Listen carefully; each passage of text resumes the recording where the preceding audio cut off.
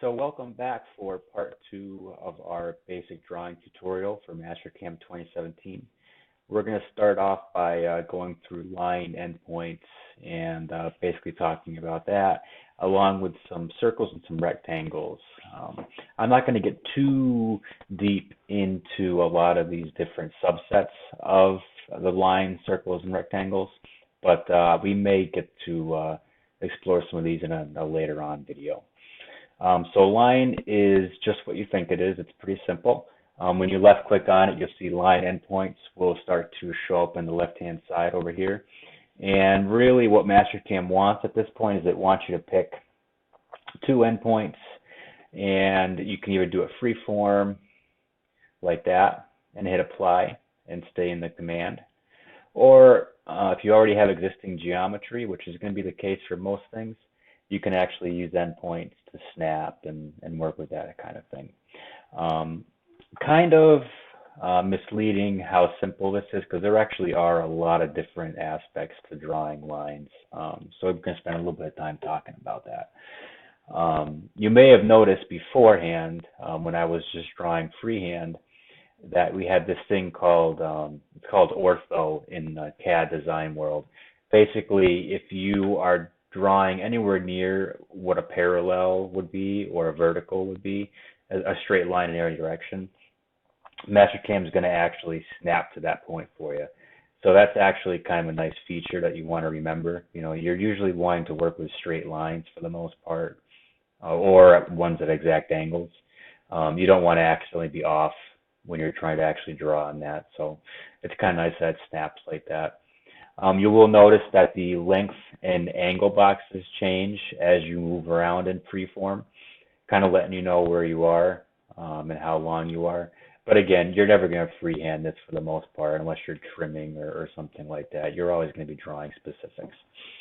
So let's just actually go ahead and draw a real piece of geometry with this, using this.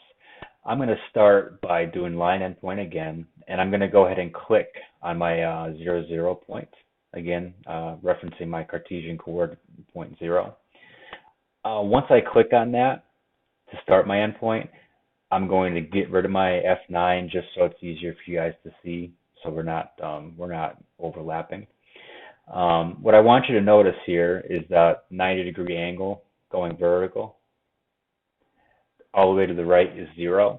Okay, so if you're familiar with a compass point, this is important to keep this in mind. So the angles start 0, 180, 0, 90, 180, 270. You see how that works? So going from going counterclockwise, you're going 90, 180, 270, and 0.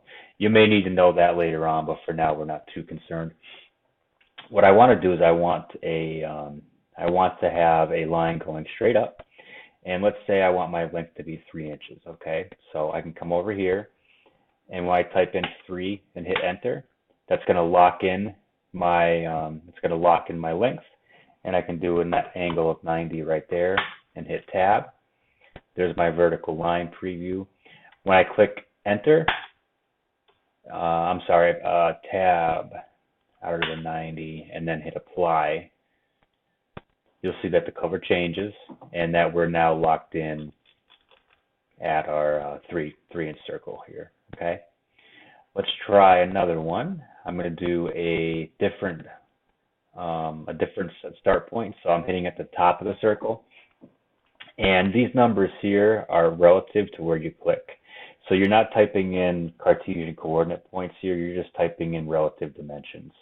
So again, if I want to go, you see how angle 0 in this direction? Okay, so I'm just confirming that. So let's say I want to do 3 at 0, and then I hit apply again. You see that locks it in place. I'm going to do another relative pick. I'm going to start here. I'm going to confirm my direction. So here's my 270. So let's do 3 at 270. And again, these are all tabs as you move between these two fields. And each tab is basically kind of like the enter key. I'm going to hit OK again. And you can kind of see where I'm going with this. I'm going to complete my rectangle. Instead of having to click length and then type, instead of having to click a start point and then typing in length and angle again, I have two endpoints that I can use. That'll save me a lot of time. Okay, so I'm just going to click the first endpoint and then the second endpoint. Okay, same deal, click apply, and that locks it in place. One thing I may not have mentioned on the first video was that there is a difference between clicking OK. Actually, it used to be called apply. Now it's OK and create new op, or OK. So if you click on OK, it's going to close this whole dialog box and just think you're done with the command and you're all set.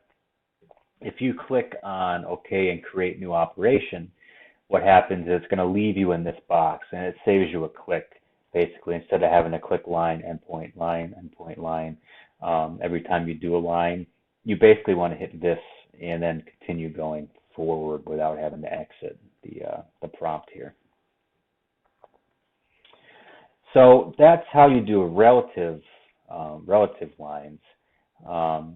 You also have the ability to do lines using the auto cursor, like we were showing you last time before.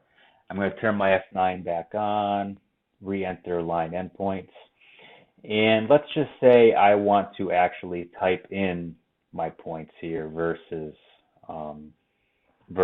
doing them relative to one another. Okay, so we're going to have the same inputs, but you're going to see we're going to need to do it twice. Okay, for each line basically. Specify the first endpoint, which if we want to start at 0, 0, 0 here, is very simple. We're going to do 0, 0, 0. I'm going to hit enter. Okay. Now you'll see here's my leader. Okay, I'm locked in at 0, 0, and it's asking me for a second point. So I'm going to go back into auto cursor. And let's say we want to do a 1 inch. Turn my F9 off actually first so you don't see that. So let's say that we would like to do, we want the endpoint to be at, let's say 1, 1, 0. Okay, that should give us a 45 dB line. You see that? So my first point was 0, 0, 0. My next point was 1, 1, 0.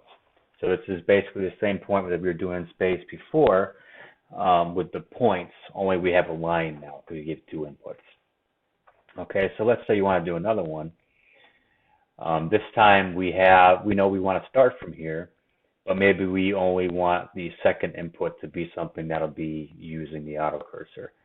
So let's say we want to go up 1 inch directly. Okay, so if we don't want to go anywhere in the X stays 0, we would do comma.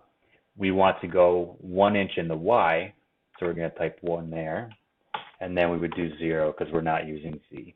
So when I hit enter, if I did that right, bam, there you go. We got a 1 inch vertical line, X stayed 0, and Y went to 1. That's beautiful. So again, we can do the same thing for the next line we do. Let's snap to 0, 0, 0. And let's say my second point is going to be 1 inch in the X. And then 0 in the, I'm sorry, what do we want to do? Yeah, that's right, 0 in that, and then 0 there. So 1 inch over in the X. There we go. See how that works? The key thing here is to remember that you can use a combination of cursor points and snap points. You don't always have to type in the first. Usually it's the first point that you have. So let's say we want to do a point from here and do, well, actually, let me show you this. This is what we call, this is basically based on the Cartesian coordinate system. Excuse me, I know how to pronounce that. The Cartesian coordinate system. It's not relative. It is tied into 0, 0, 0 here. Okay, so you're always drawing and typing in on the auto cursors based off of where the 0 point is. Okay. This is what we would call relative. So if we click on this endpoint here, any data that we put here is based off of this. This is like our new 0 point. It's no longer looking at this area down here. So let's say I wanted another 45-degree line coming off of this area here. Okay, it'd be really easy to do. Let's say we do a length of 1, and we want an angle of 45 degrees. See how that's relative there? Okay, so it's based off of this point. Okay, and click OK. And then we can do the same thing here. So let's say we wanted to do this, another relative point, 1 at 45 degrees, hit apply. Okay, so again, don't feel like if you're having a hard time following a lot of this, don't get frustrated. This is a little bit farther afield than I was planning on originally. I will probably backfill some information later on in some different videos. But this is basic line drawing. You will have to know how to do this in most applications, so it'll be important for you to play around with this and make sure you know how to work this. Circles are much easier. I won't go through the arrow cursor again because we've kind of covered that a lot. I just want to cover the basic inputs for circle center point. We're going to basically be looking for radius or diameter, okay, either one. If you type in 0.5 in radius, you'll see that it automatically doubles in diameter. Vice versa, if you type in diameter, it automatically hits radius down to 1. So you only need to ever input one actual size input over here. The other one will self-adjust. You'll notice that as I move my cursor over into the drawing view area, I have a preview. And again, same thing as with the point. I could just drop down wherever I wanted to in space, or it also automatically adjusts if I change my sizes over here. You'll see it just changes automatically. I can either drop it in space manually without any inputs, or I can also use fast points, do a circle it's in a position wherever I want. So in this case, I accidentally started arrow cursor first, which means my radius was not set yet. So that's why it still asked me to complete this. So now I have to actually tell it what my radius is to get it to go. And again, you know, the other easier option is to go ahead and use existing geometry. Like if you got a point that's already existing, you can go ahead and click on that point.